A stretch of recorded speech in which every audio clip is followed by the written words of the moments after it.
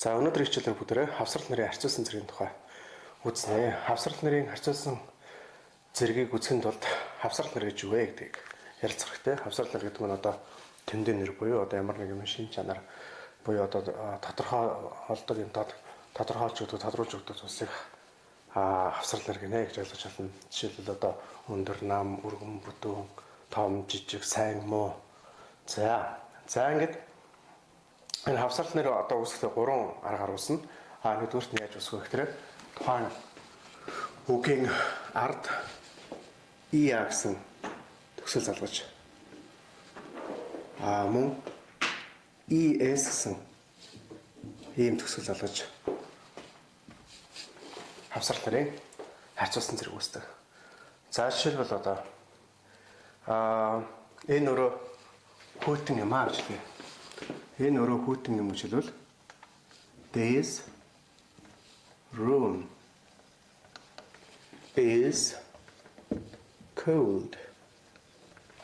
За cold гэдэг нь хавсрал нар. За одоо хавсрал нараас харьцуулсан ба давуу зэрэг үүсгэй. За хавсрал нараас харьцуулсан ба давуу зэрэг үүсэхдээ эхний арга нь юу вэ гэхээр нэг үедээ, богино үедээ хавсрал нарын араас IA гэсэн төгсөл залгаж харьцуулсан зэргийг ES гэсэн төгсөл залгаж давуу зэргийг үүсгэдэг. За жишээлбэл одоо харьцуулъя. Энэ өөрөө хүт юм. Энэ өөрөө тэр өрөөнөөс арай л хүт юм гэж хэлье. За тэгвэл ажиллах уу? This room is. За нөгөө төв явж байна. Cold. За энэ дээр ингэж ойлгоод IA залгана. This room is cold. За энэ cold гэдэг нь хүйтэн гэсэн үг. Cold гэдэг одоо хойно IA гэсэн төгсөл залгачаараа арай илүү хүт юм гэсэн утгатай. За одоо харьцуулагч нь юунаас илүү хүт вэ? Хоёрыг харьцуулаад дунд нь дайн гэсэн холбоос үг тавьдаг. Dine, that, room. За энэ үгээр уншъя. This room is colder than that room. За тэр энэ дээр бол харьцуулсан зэрэг маань үүсэхдээ явах вэ гэхээр IA гэсэн төсөл залгаж унсч байна. Хоёр харьцуулахад дунд нь дайн гэсэн холбоос үгийг хийж байна. За бол давуу зэрэг яаж үүсэх вэ гэхээр харьцуулсан зэрэг үүсэхдээ богино үед хавсрал нарын араас IA гэсэн төсөл залгаж үүсэж байгаа бол давуу зэрэг нь EST буюу S гэсэн төсөл залгаж үүснэ. За давуу зэргийг одоо бүдрээ үүсгэцгээе. Энэ өөрөө хүт юм. Энэ өөрөө тэр өрнөөс арай илүү хүт юм харьцуулж байна. За тэгвэл чиний өөрөө хамгийн хүйтэн юм аа. Одоо энэ өрөөнөөс хамгийн хүйтэн нь чиний өөрөө юм байна гэж хэлвэл your room is the coldest. За энэ багш та бүхэнд ойлгомжтой санагдуулах үднээс болоо очиж байна. За орчуулбал энэ өөрөө хамгийн хүйтэн давуу зэрэг мэн ингэж үүсдэг байна. Хамгийн хүйтэн. За тэгвэл давуу зэрэг үүсэхдээ харьцуулсан зэрэг маань үүсэхдээ дайн гэсэн холбоос үгийг авчилсан бол давуу зэрэг маань Д гэсэн ялгамжийг авдаг. Өөрөөр хэлбэл Д ингэж орчих юм. The coldest. За тэгээд ингээд өгүүлбэрээ ойлгож аваад ерөнхий дүрмээ ойлгоод авсан тохиолдолд нөгөө өгүүлбэр дотор байгаа өгнүүдийн солиод өөр үгээр солиод өгүүлбэрүүдийг үсгээд өгүүлбэрийн сандаа өгүүлбэр нэмэх ийм боломж байгаа. За энэ бол жижигхэн гэж хэлээ. Энэ бол жижигхэн. За тэгвэл it is Small. За энэ цамц тэр цамцнаас арай жижиг юм аа гэж хэлж болно. За тэгвэл this shirt is smaller. Smaller гэраас залгаж байна. Smaller than that shirt. Гэх мэт ингэж өгүүлбэр зохион гэсэн үг. Чиний цамц чинь хамгийн жижигхэн юм байна гэж хэлвэл your shirt is the smallest. За тэгвэл энэ үгэн дээр одоо ямар үгнүүд хамаатай вэ гэдгийг багш нь түрүү хэлсэн байгаа. Ганц үетэй үг байгаа. За жишээлбэл одоо ганц үетэй үгнүүдээ бүгдээ хэлье. Жижиг. Small. Том. Big. За. Богино. Short. Урт. Long. За ийм үг. Өөрөлдөл нэг үетэй буюу богино үгийн араас гэсэн төсөв залгаж харьцуулсан зэргийг үүсгэж байна. Богино үе үгийн араас төвчтөн нэг үе хоёр үе үгийн араас нэг үетлэг залгаж болно доо ихэвчлэн үгийн араас гэсэн юм төсөв залгаж давуу зэргийг үүсгдэг байна. За ингээд харьцуулсан ба давуу зэргийг үүсгдэг 3 арга байдаг гэсэн. Тэр 3 аргын эхний аргыг бүгдээ сурч авлаа. Одоо хоёр дахь арга. Хавсрал нараас харьцуулсан ба давуу зэргийг үүсгдэг хоёр дахь арга хэрхэн яаж үүсэх вэ гэхээр олон үеийн үгийн араас олон үеийн хавсрал нар олон үеийн үгийн өмнө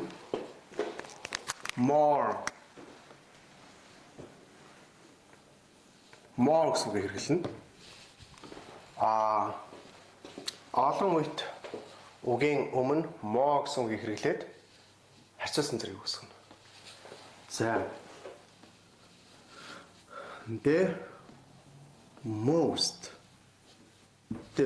гэсэн үгийг хэрэглэж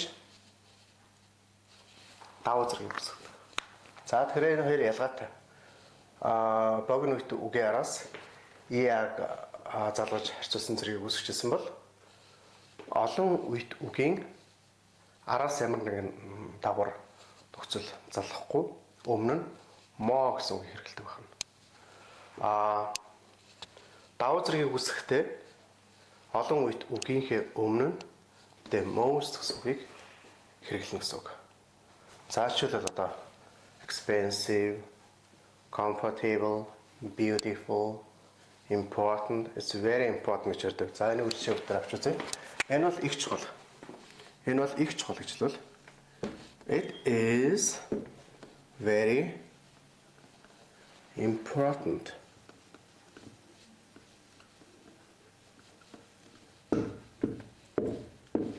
It's very important.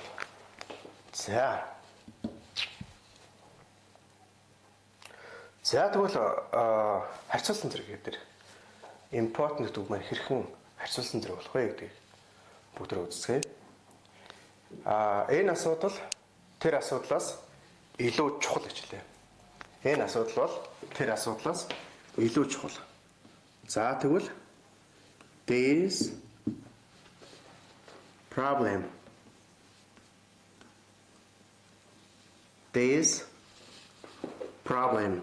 problem is за одоо харьцуулсан зэрэг арах учраас important гэдэг үг маань олон үеийн үг учраас more гэсэн үгийг урдаа оруулж байгаа.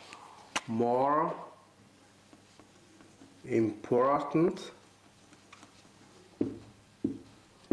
important. За харьцуулж байгаа учраас нөгөө than гэсэн холбоосыг хэрэглэнэ. Than that problem.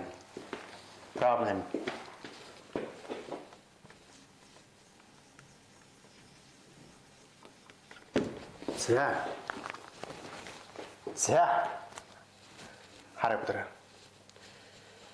This problem is more important than that problem.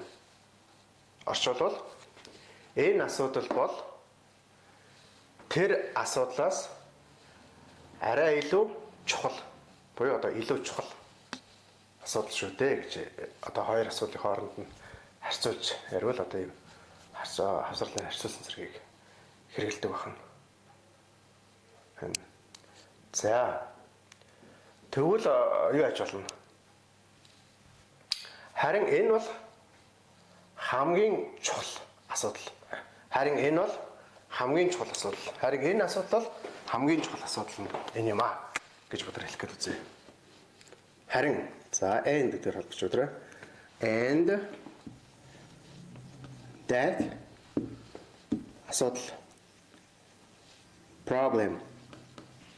That problem is the most important.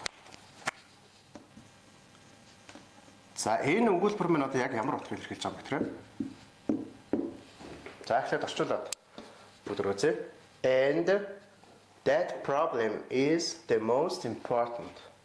Орчуулбал харин энэ асуудал бол хамгийн чухал гэж байна. Өөрөөр хэлбэл энэ асуудлаас илүү одоо тийм чухал асуудал байхгүй нөө. Хамгийн чухал асуудал бол за ингэснээр энэ маань нөгөө давуу зэрэг гэдгийг харуулж байгаа. Давуу зэрэг гэдгийг үүсгэж байгаа.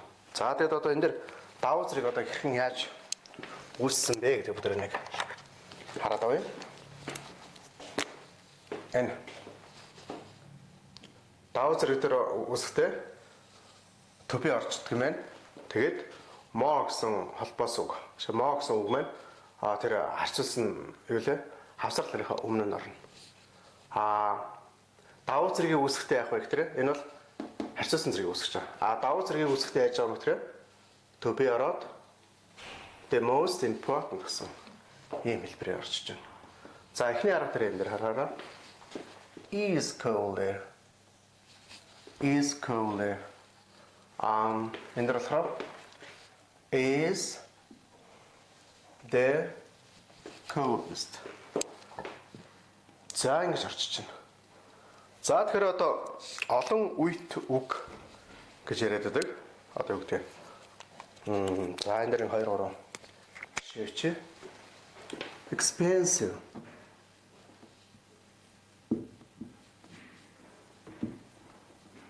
Expensive. Үнэтэй.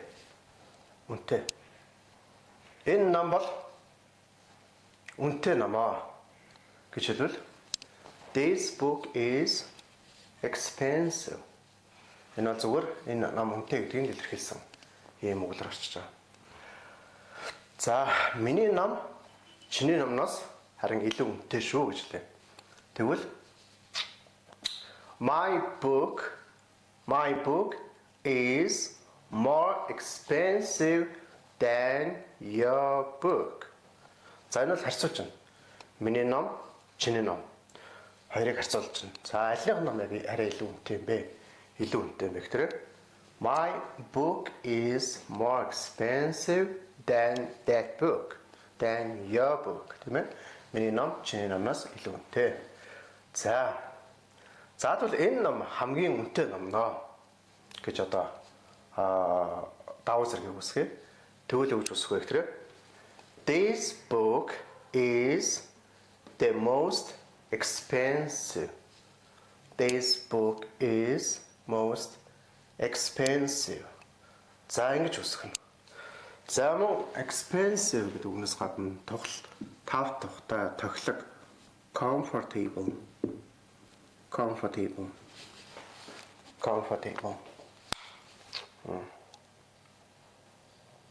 За энэ бол тохилог.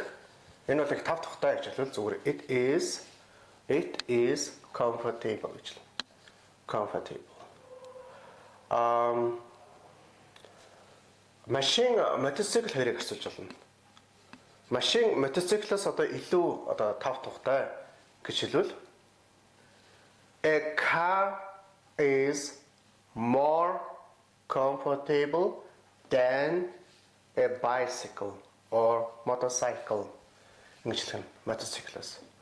За тэгвэл одоо хамгийн одоо тохилог тээврийн хэрэгсэл бол онгоц гэж хэлье. Онгоц бол хамгийн тохилог нь. Өөрөөр хэлбэл одоо онгоцноос илүү тохилог тийм тээврийн хэрэгсэл бол байхгүй гэдэг өгүүлбэрийг яаж хэлэх вэ гэвэл the plane is the most comfortable. The plane is the most comfortable. Онгоц бол хамгийн тохилог нь гэж байна. За тэгвэл богино үе түгийн араас ES-ийг залгаж харьцуулсан ба давуу зэргийг үүсгдэг бол урт үеит үгийн өмнө мо гэсэн үгийг хэрэглэж харьцуулсан зэргийг үүсгдэг байна. The most гэсэн үгийг хэрэглэж давуу зэргийг үүсгдэг байна. Ингээд хавсрал нэрээс харьцуулсан ба давуу зэргийг үүсгдэг юм. 3 аргын 2 аргыг бүгдээ ойлгож мэдэж авлаа. За одоо 3 дахь арга. 3 дахь арга нь юу вэ гэвэл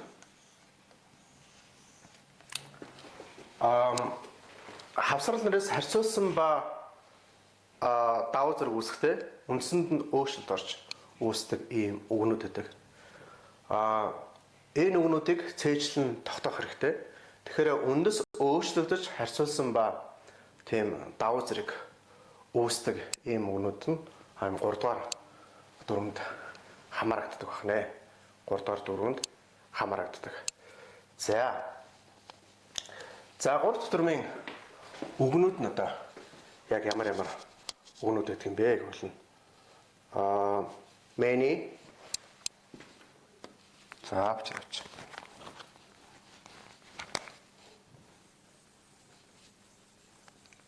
many, more, the most. Many, more, the most. За. Жишээлбэл одоо энд бол олон хүн байна. Одоо Улаанбаатарт одоо олон хүн байдаг гэх юм бол одоо there are many people in Ulaanbaatar. За одоо арай илүү олон гэж хэлэх юм бол одоо more people гэж хэлэх юм. Хамгийн олон хүмүүс байдаг гэж хэлэх юм бол the most people гэж хэлдэг. The most people. За ингээд харьцуулсан ба давуу зэрэг үүсдэг ийм 3 аргын тухай багш та бүхэнд зааж өглөө. Энэ 3 аргыг гурлаа одоо үүсгэхдээ яаж үүсдэг юм бэ гэхдээ одоо эхнийх нь EA гэсэн одоо богино үеийн үгийн өмнө болохоор EA гэсэн үгийн өмнө шээ. Богино үеит хавсрал нэрийн араас EA гэсэн төсөл залгаж харьцуулсан зэргийг үүсгдэг юм байна. ES гэсэн төсөлийг залгаж давуу зэргийг үүсгдэг юм байна. За тэгэхээр хоёрдугаарт нь болохоор яах вэ гэхээр урт үеит хавсрал нэр байгаа. Урт үеит буюу одоо expensive, comfortable, beautiful одоо өөр бас үгнүүд байгаа. За энэ үгнүүдийн өмнө мо гэсэн үгийг хэрэглэж харьцуулсан зэргийг үүсгдэг юм байна. The most гэсэн үгийг хэрэглэж давуу зэргийг үүсгдэг юм байна. За 3 дугаарт нь болохоор харьцуулсан ба давуу зэрэг үүсгдэг ийм үгнүүд байдаг. Одоо ийм үгнүүдийг багш нь одоо даалгавар төгсөж байна. Өөрөөр хэлбэл одоо та бүхэн өөрсдөө хайгаад олоод за тэгээд одоо яг энэ багшаа зааж байгаа хичээлийг үргэлжлүүлээд дуусгах юм аа. Дараагийн удаа бүгдээ хамтарч энэ хичээлээр үргэлжлүүлж дуусгах гэсэн үг. Өөрөөр хэлбэл яг одоо энэ хоёр арган дээр хэрэглэгдэж байгаа шиг багш нь сая аргыг хэлж өглөө. Эхнийх нь болохоор яг одоо тэр тухайн үг нь хэвээр ээждэг. Хоёр дахь нь болохоор арай тийм гэж хэлэх юм бол үндсэнд нь өөрчлөлт оршин. Одоо many гэдэг нь мо болчихж байгаа. Энэ шиг. За the most гэхээр many-гээс бас ялгаатай болчихж байгаа. За тэгэхээр одоо энийг багш нь бүр ингээд юугаар бодлоготойгоор та бүхэнд үлдээж байна. За тэгэн гутаа энэ үгнүүдийг одоо өгүүлбэрт оруулаад хэрхэн яаж одоо өгүүлбэр болгосон байна вэ гэдгийг бас нөгөө сондөр хэлний зайны сургалт гэдэг хуудас руугаа бас багшдаа даалгавраа явуулж болно. Тэгээд мөн үгнүүдийн жагсаалтыг бас өөрсдөө олоод тэр жагсаалтаа багшаа би ингэж олсон шүү гэдэг илэрхийлж бас багш руугаа явуулах ийм боломжтой байна. Тэгээд дараагийн хичээлдээ багш та бүхэнд энэ 3 дахь хичээлийг 3 дахь аргыг үргэлжлүүлээд бүгдээ ярилцаад тэгэн гутаа дахиад одоо энэ өгүүлбэрүүдийг энэ авсрал нэрийн харьцуулсан зэрэг үүсгэх юм 3 аргууд орсон өгүүлбэрүүдийг багш та бүхэнд самбар дээр маш олон өгүүлбэрийг бичиж харьцуулж тайлбарлаж заах ийм хичээл байгаа. За ингээд өнөөдөр хичээл энэ хүрээд өндөрлөж байна. Дараагийн хичээл хүртэл түр баяртай анхаарал тавьсанд баярлалаа.